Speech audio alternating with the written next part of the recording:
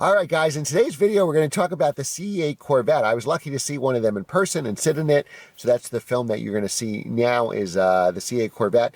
And is it a game changer? Well, it could be. The first deliveries be starting now. I'm filming this in the beginning of March. So we're just going to see people take deliveries of their cars now, the first ones. So hopefully the build quality is there. Hopefully the dual clutch is there. But before we get into all that, let's just talk about the specs on the Corvette if you haven't seen my other videos.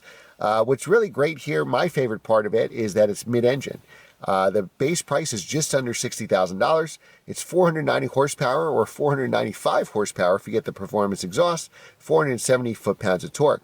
It's powered by my favorite kind of engine, which is a V8, normally aspirated, 6.2 liters, 0 to 60 time of just under 3 seconds. So it's really as fast as my McLaren 570S. And depending on options, it'll weigh between 3,500 and 3,600 pounds. So now we know there's going to be the Corvette supposedly, and I think people will back out because people put deposits and life happens.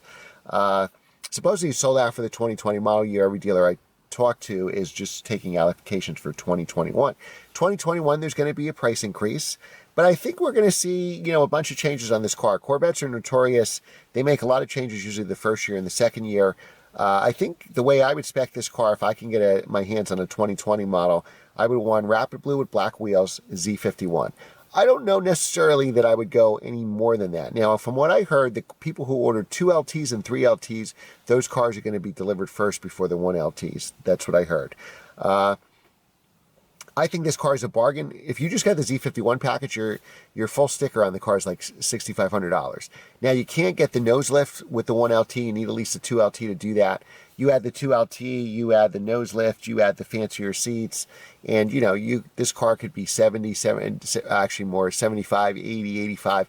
I know a couple friends that configured 2LT cars and loaded it up with options, and they didn't even go to 3LT, and their cars are like 87,000 or 89,000. If there was not going to be, we know there's going to be a Grand Sport. We know there's going to be a Z06. We know there's going to be a ZR1. If the base model was as high as it got, I understand loading up your car, but I'd rather have a Z06 with no options for 90 grand. And I don't think they've released prices yet for the Z06 or anything like that, but that's what I'd rather have, the bigger engine, the higher horsepower variant. So the looks of the car, I'm glad it's mid-engine. To me, that's everything. I like the C7. I was seriously considering buying a used C7. Now the prices have dropped so low, like a Z51 or a Grand Sport.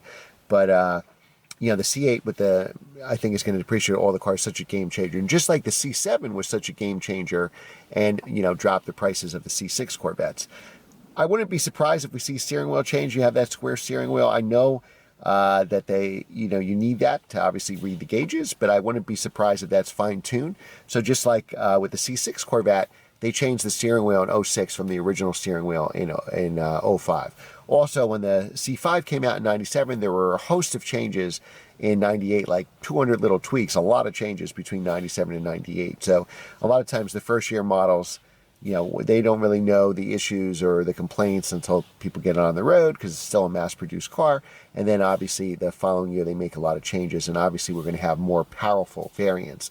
If I can score one of these cars in that 65 to 70 range, then I think it's certainly a game changer and I would do it. I wouldn't even mind. This is probably the first Corvette because I like Targas, so I like taking the Targa time off. But I really like the look of the convertible. And I like that you don't have to deal with the bulky Targa. You can just press a button. The convertible is about $7,000, I believe. So I actually wouldn't mind a convertible so much. But and I think this is one of the first Corvettes. Usually the coupes really outsell the convertibles a lot. I think this is going to be one of the ones where the convertibles are going to be closer because I think the coupes are sold out. Maybe the convertibles aren't. Even though it's a decent price difference, $7,000. I think with that retractable hardtop, I think the sales will actually do pretty well. I'm personally disappointed. I know probably nobody else is that doesn't have a manual transmission. I just think it adds another layer. A couple concerns I would have is just the red line isn't that high on the car. And from what I heard from journalists that actually drove it, that the dual clutch wasn't there yet, that they're probably going to fine-tune it. So obviously it'll get better.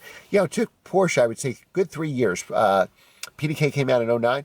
I wouldn't buy a Porsche with PDK until at least 2012. I think it really took them 3 years to master it, and now it's one of the best transmissions.